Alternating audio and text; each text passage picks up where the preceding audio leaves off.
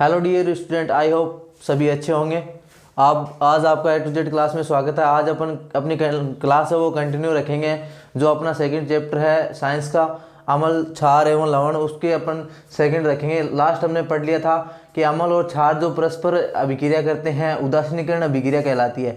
आज अपन पढ़ेंगे कि अम्ल है वो धात्विक ऑक्साइड के साथ जब क्रिया करता है तो हमें क्या प्राप्त होता है, और क्षार है वो अधात्विक ऑक्साइड के साथ जब क्रिया करता है तो हमें क्या प्राप्त होता है। बात करते हैं अपन पहले अम्ल की। पहले बात करेंगे अम्ल की। तो अम्ल वो है अपना जब धात्विक ऑक्साइड, अम्ल जब धात्विक ऑक्साइड के साथ क्रिया करता है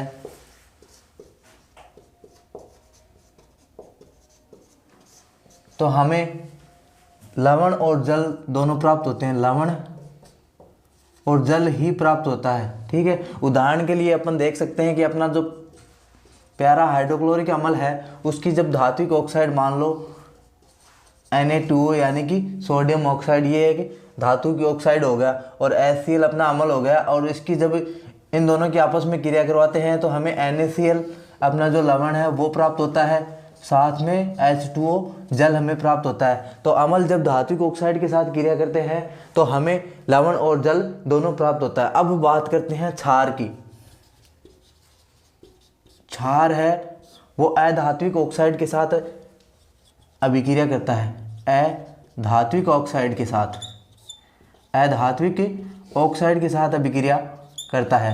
अधात्विक ऑक्साइड हो गए जैसे अपने CO2, SO2, ये दोनों क्या है, अधात्विक ऑक्साइड के अंतर्गत आता है, ठीक है। और CO2 और SO2 की जब क्षार के साथ अभिक्रिया करवाते हैं तो मुख्यतः हमें लवण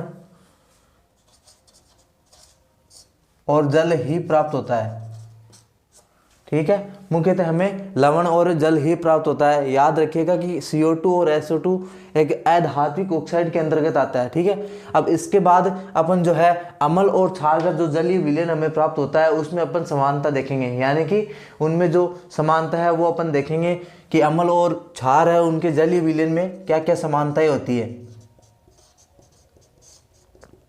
उनके जलीय विलयन का जो व्यवहार है वो अपन जानेंगे कि जब अपन अम्ल का जलीय विलयन देखते हैं तो ये भी आयनों में विभक्त होता है, और क्षार है वो भी आयनों में विभक्त होता है। तो इन दोनों में ये एक समानता पाई गई है कि दोनों ही आयनों में विभक्त हो जाते हैं, दोनों ही आयनों में टूट जाते हैं, या फिर आयन हमें देते हैं, या फिर आयनों में विभक्त हो जाते हैं। दोनों ही आयनों में विभक्त हो जाते हैं। अब हमें पता है कि किसी का भी चाहे वो जलीय विलयन हो, जब जल में हमें प्राप्त होता है, जल में चाहे अम्ल मिला दो या क्षार, जल विद्युत का सुचालक होता है, तो उसका ये अम्ल और क्षार है दोनों का अम्लीय जो जलीय विलयन है वो भी विद्युत का अच्छा सुचालक होगा। तो एक समानता ये हो गई दोनों में कि इनका जलीय विलयन है, इनका जलीय विलयन है विद्युत का सुचालक होता है, विद्युत का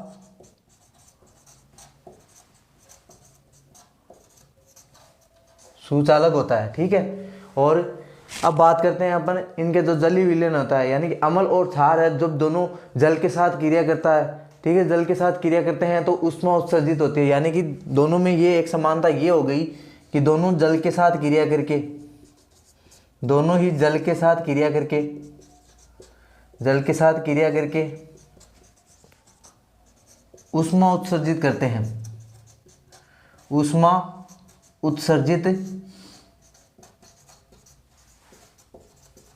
करते हैं।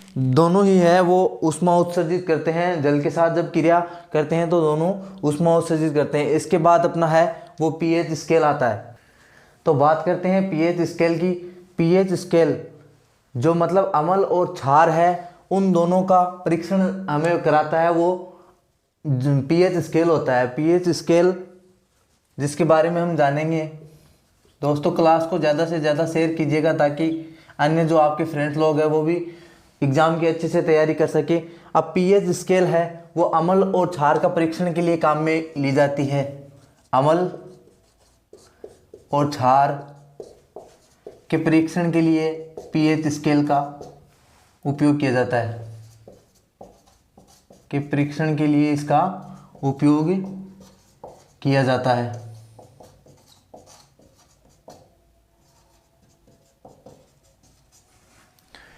अब अगर pH मान 7 होता है, उससे पहले मैं बता दूं कि ये मान लो अपनी pH स्केल है और इसमें यहाँ से नंबरिंग स्टार्ट होती है 1 2 3 4 5 6 7 8 9 10 11 12 13 और ये 14, 1 से लेकर और 14 तक ये नंबरिंग इसमें होती है, वो pH स्केल में ऐसी नंबरिंग होती है। ठीक है, अब बात करते हैं अपन 7 की, यानी कि जब pH मान 7 पर होता है तो उस जलीय विलयन की जो प्रकृति होती है वह उदासीन होती है। जब pH स्केल 7 पर हमें प्रदर्शित करता है, जब 7 अंक प्रदर्शित होता है तो उस जो जलीय विलयन होता है उसकी प्रकृति है वो उदासीन होती है। और pH मान यदि 7 से कम होता है, pH मान यदि 7 से कम यानी कि एरो नीचे 7 से कम होता है तो वह अम्लीय प्रकृति का होता है, तो वह अम्लीय प्रकृति का होता है। और अगर pH मान है वो 7 से ऊपर होता है, pH मान है वो 7 से ऊपर होता है तो वह क्षारीय प्रकृति का होता है, क्षारीय प्रकृति का होता है। ठीक है, ये मुख्यतः 3 पॉइंट याद रखना है कि जब pH मान है वो 7 पर होता है तो उदासीन होता है, वो ना ही अम्लीय होता है और ना ही क्षारीय होता है। और pH मान 7 से हमेशा कम होता है, वहाँ पर अम्लीय प्रकृति होती है। ठीक है, और pH मान 7 से ऊपर होता है वहाँ पर क्षारीय प्रकृति होती है। अब कुछ pH मान है जिनका एग्जाम में काफ़ी बार पूछा भी गया है, जो मतलब काफ़ी बार एग्जाम में आ भी गए हैं। जैसे पूछ ले कि पेट का pH कितना होता है। ठीक है, पेट का pH, नींबू का pH, सिरका, नींबू का पानी और अपने मुंह का pH, इन सब का कई बार एग्जाम में पूछा भी गया है और आगे भी कई बार एग्जाम में पूछा जाएगा, क्योंकि एक pH मान हमेशा पूछा जाता है, चाहे वो किसी का भी हो। आपकी जो NCERT की जो बुक है उसमें भी काफ़ी pH मान दिए हुए हैं। अपन हम यहाँ मोस्ट जो है इनकी बात करेंगे। पेट का pH होता है 1 होता है, यानी कि अम्लीय प्रकृति का होता है। ठीक है, पेट का अम्लीय प्रकृति का होता है, यानी कि कई बार जो एसिडिटी होती है जो ज़्यादा अम्लीयता के कारण होती है ना, pH मान 1 से कम चला जाता है तो उसके लिए जो टेबलेट होती है वो क्षारीय प्रकृति की हम यूज करते हैं, ताकि जो मेंटेन है वो 1 के बराबर रह जाए, यानी कि 1 के बराबर फिर से जो pH मान है वो रह जाए। ठीक है, ज़्यादा अम्लीयता के कारण होता है। और नींबू का है pH वो 2 होता है, और सिरका है उसका 3 होता है, और नींबू का पानी है उसका 12 होता है। हमेशा याद रखिएगा कि नींबू के पानी का pH है वो 12 होता है। और मुंह का pH है वो अपना हो गया 5.5 है, सॉरी 5.5। मुंह का pH 5.5 होता है। क्यों? क्योंकि कई बार अगर pH के मान में गिरावट आती है तो मुंह में बदबू आने लगती है, जिसके कारण जो अपन कोलगेट यूज करते हैं उससे जो है वो pH मान बना रहता है। इसके बाद में अपना जो मोस्ट इम्पोर्टेंट है वो कई बार पूछा जाता है कि मानव शरीर का pH, मानव शरीर का pH। तो मानव शरीर का pH है वो 7 से 7.5 तक होता है, 7 से 7.5 तक। या मुख्यतः जो एग्जाम में जो NCERT बुक है उसके अंदर लगभग 7 से 7.4 भी दिया गया है। ठीक है, 7 से 7.5 अप्रोक्स 7.4 ये इनके आसपास होता है मानव शरीर का pH। अब यहाँ तक अगर आपको अच्छे से क्लास समझ में आई है तो आप इसके नोट्स बनाइए या फिर स्क्रीनशॉट ले लीजिए। ठीक है, इसके आगे अपन क्लास कंटिन्यू रखते हैं। अब इसके बाद जो अपना आता है वो लवण आता है। तो लवण किस प्रकार हमें प्राप्त होता है। ठीक है, तो लवण अपन देखते हैं। लवण है वो जब फर्स्ट अपना आता है परबल अम्ल और परबल क्षार, यानी कि स्ट्रॉन्ग एसिड और स्ट्रॉन्ग जो बेस होता है वो जब दोनों आपस में क्रिया करते हैं तो हमें उदासीन लवण प्राप्त होता है। जो अपनी उदासीनीकरण अभिक्रिया में हमें प्राप्त हुआ था ना कि लवण और जल, यानी कि अम्ल और क्षार दोनों जब आपस में अभिक्रिया करते हैं तो लवण और जल प्राप्त होता है, वो उदासीनीकरण अभिक्रिया होगी, जिसमें हमें उदासीन लवण ही प्राप्त होता है। यानी कि परबल अम्ल और परबल जो क्षार है वो जब दोनों आपस में क्रिया करते हैं तो हमें उदासीन प्रकृति का लवण प्राप्त होता है। ठीक है, और उसके बाद है परबल अम्ल और दुर्बल क्षार।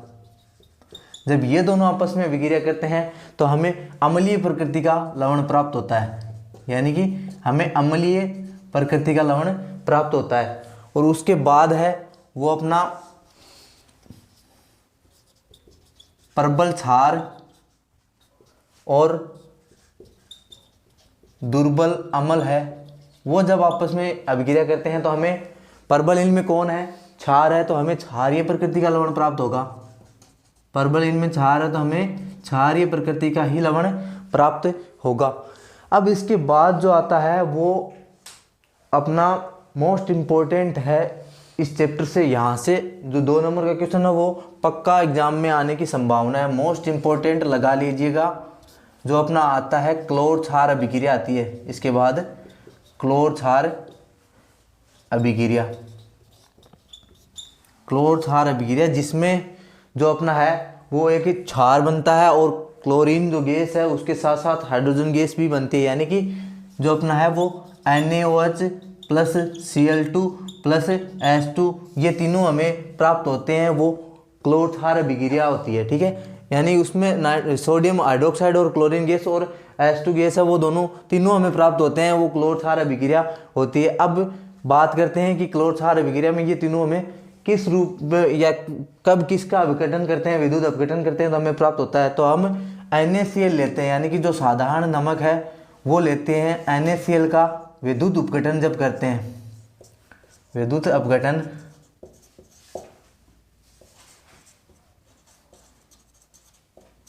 करते हैं। ठीक है, यानी कि ये अपना है वो कोई हम पात्र ले लेते हैं, ये एक हम पात्र ले लेते हैं और इसमें अपने पास क्या है, 2 ग्रेफाइट की छड़ है जिनसे हम विद्युत धारा प्रवाहित करेंगे। ये है वो, इसमें NaCl है और ये एक इसका सिरा है वो है धनात्मक जिसको अपन एनोड बोलते हैं, धनात्मक, और दूसरा ये है ऋणात्मक जिसको अपन कैथोड के नाम से जानते हैं। एक सिरा हो गया धनात्मक और एक सिरा हो गया ऋणात्मक। ये क्या है, ग्रेफाइट की छड़, ग्रेफाइट की छड़ है। अब क्या है, अब अपन देखते हैं कि NaCl जब इसका विद्युत अपघटन करते हैं तो Na पॉजिटिव होता है, यानी कि सोडियम है वो पॉजिटिव होता है जो हमें एनोड पर मिलता है, यानी कि यहाँ पर हमें मिलता है। ठीक है, और उसके बाद है इसका जब NaCl है वो 2 भागों में टूटेगा, कि यानी Na प्लस और नेगेटिव, Cl नेगेटिव हो गया। ठीक है, और विद्युत अपघटन कब जलीय विलयन में करेंगे तो जल है वो H प्लस और OH नेगेटिव में अपघटित होगा, यानी कि ये इन 2 भागों में टूटेगा। अब यहाँ पर देखते हैं कि Na प्लस है वो OH के साथ जुड़ जाता है, यहाँ पर हमें Na प्लस और OH यानी कि NaOH हमें प्राप्त यहाँ पर होता है एनोड पर। और उसके बाद अपन देखते हैं अपनी जो H2 गैस है वो और एक यहाँ पर क्लोरीन गैस है वो हमें प्राप्त होता है। तो क्लोरीन गैस है वो ऋणात्मक यहाँ पर है तो Cl नेगेटिव यहाँ से हमें क्लोरीन गैस प्राप्त होगी, और रही अपनी H2 गैस जो यहाँ से हमें H2 गैस मिलेगी। तो इस प्रकार ये अपना है वो 3 भागों में विभक्त हो गया। NaCl का जब विद्युत अपघटन करते हैं तो हमें NaOH और Cl2 और H2 तीनों मिलते हैं जो क्लोर क्षार अभिक्रिया के अंतर्गत आते हैं। अब इसके बाद है जो अपना आता है वो है विरंजक चूर्ण, विरंजक चूर्ण।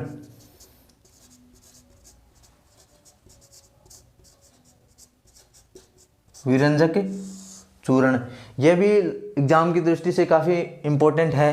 तो विरंजक चूर्ण है वो हमें किससे प्राप्त होता है, कैल्शियम हाइड्रोक्साइड होता है अपने पास, जिसको अपन बुझा हुआ चूना बोलते हैं, कैल्शियम हाइड्रोक्साइड है, उसको जब यहाँ से हमें जो क्लोरीन गैस मिली उसके साथ जब इसकी अभिक्रिया करते हैं, यानी कि CaOH की होल ट्वाइस उसकी जब Cl2 के साथ अभिक्रिया करते हैं तो हमें क्या मिलता है, CaOCl2, यानी कि कैल्शियम ऑक्सोक्लोराइड हमें प्राप्त होता है और साथ में अपना जल है वो हो गया। ठीक है, कैल्शियम ऑक्सोक्लोराइड इसको बोलते हैं और इसका उपयोग मुख्यतः कपड़ों को रंगहीन करने के लिए किया जाता है, यानी कि कपड़ों से रंग हटाने के लिए इसका उपयोग किया जाता है। तो विरंजक चूर्ण है उसका उपयोग है मुख्यतः कपड़ों को रंगहीन करने के लिए, कपड़ों को रंगहीन करने के लिए विरंजक चूर्ण काम में ली जाती है, रंगहीन करने के लिए। और दूसरा इसका जो है यूज है वो कीटाणुनाशक के लिए, ये है इनके जो है उपयोग हो गए। कई बार पूछ लिया जाता है कि कपड़ों को रंगहीन करने के लिए किसका उपयोग किया जाता है, यानी कि विरंजक जो चूर्ण है उसका उपयोग कपड़ों को रंगहीन करने के लिए किया जाता है, जिसका जो रासायनिक सूत्र है वो है CaOCl2, यानी कि कैल्शियम ऑक्सोक्लोराइड जिसे हम बोलते हैं, जिसका रासायनिक नाम है कैल्शियम ऑक्सोक्लोराइड, जिसको अपन विरंजक चूर्ण बोलते हैं। उसका उपयोग कपड़ों को रंगहीन करने के लिए किया जाता है और कीटाणुनाशक के रूप में भी इसका उपयोग किया जाता है। इसके बाद अपना जो बेकिंग सोडा है जिसे अपन सोडियम बाइकार्बोनेट के नाम से जानते हैं, बेकिंग सोडा आता है जिसे अपन सोडियम बाइकार्बोनेट के नाम से भी पहचानते हैं, सोडियम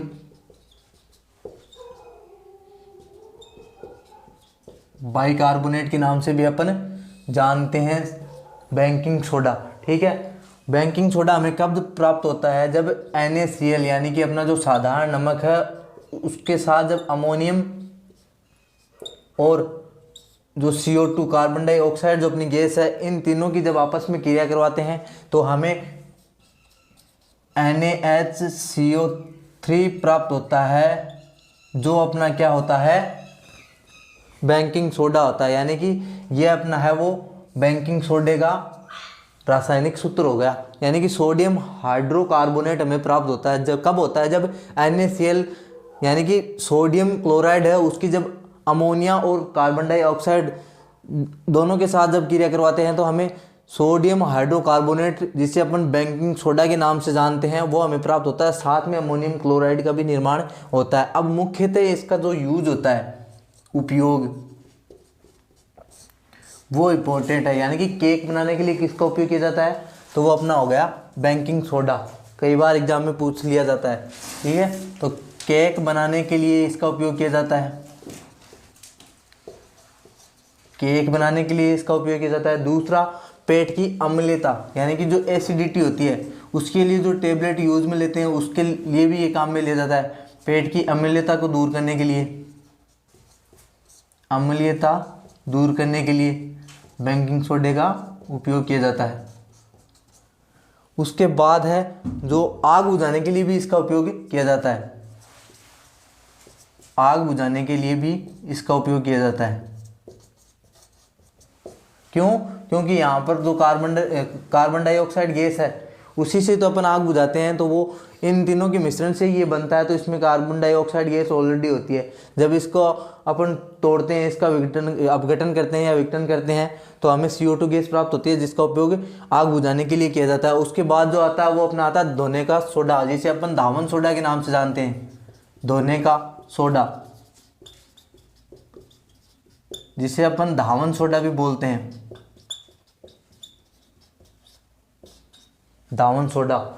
यानी कि सोडियम कार्बोनेट है उसकी जब जल के साथ क्रिया करवाते हैं और जल की जब अपन 10 अणु लेते हैं तो हमें धावन सोडा प्राप्त होता है। ठीक है, Na2CO3 है उसके साथ अपन जल तो अपना है ही, और यदि अपन जल के 10 अणु जोड़ दें, ठीक है, जल के अपन जो है वो 10 अणु जोड़ दें तो हमें प्राप्त होता है Na2CO3.10H2 हो गया।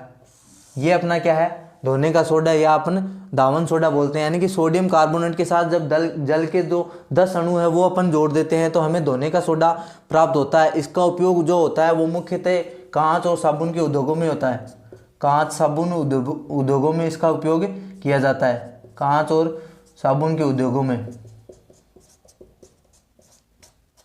जो धोने का सोडा होता है, दावन सोडा, उसका उपयोग मुख्यतः कांच और साबुन उद्योगों में ही किया जाता है। इसके बाद जो अपना आता है वो आता है क्रिस्टलीय जल, हमें जिसे अपन बोलते हैं क्रिस्टलीय जल। क्रिस्टलीय जल क्या होता है? क्रिस्टलीय जल जिसमें जल के अणु और लवण के अणु दोनों का मिश्रण हमें प्राप्त होता है, वो होता है क्रिस्टलीय जल। यानी कि लवण के अणु प्लस में जल अणु, जब दोनों का मिश्रण होता है तो हमें क्रिस्टलीय जल प्राप्त होता है। ठीक है, क्रिस्टलीय जल एग्जाम्पल के लिए अपन देखते हैं कि CuSO4 है। ठीक है, CuSO4 है, उसके साथ जब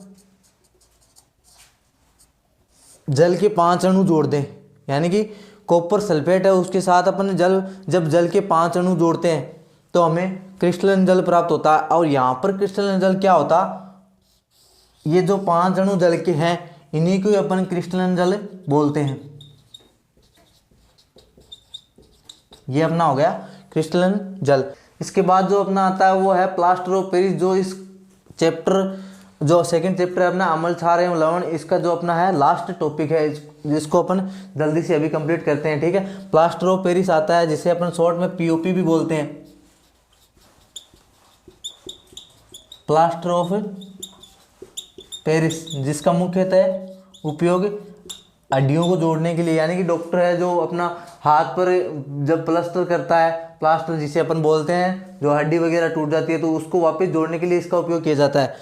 इसका जो रासायनिक सूत्र होता है वो होता है CaSO4, कैल्शियम सल्फेट है, उसके साथ जब जल के 2 अणु होते हैं तो वो अपना प्लास्टर ऑफ पेरिस होता है। ठीक है, अब इसका निर्माण किस प्रकार होता है हम देखते हैं कि CaSO4 है, उसके साथ जो हाफ अणु जल का होता है, 1/2 अणु जल का होता है, और इसके साथ जब अपन 1.5 अणु जल के और जोड़ देते हैं, 1.5 अणु जल की ओर जोड़ देते हैं, और इनको 373 केल्विन पर जब गर्म किया जाता है, 373 केल्विन पर जब इसे गर्म किया जाता है तो अपना क्या है CaSO4.2H2 का निर्माण होता है, जिसे अपन मुख्यतः प्लास्टर ऑफ पेरिस के नाम से जानते हैं। तो उम्मीद करता हूँ कि क्लास आपको अच्छे से समझ में आई है। क्लास को ज़्यादा से ज़्यादा शेयर कीजिएगा और इसके नोट्स है वो अच्छे तरीके से बना लीजिएगा एग्ज़ाम की अच्छी प्रिपरेशन करने के लिए। ठीक है, धन्यवाद छात्रों।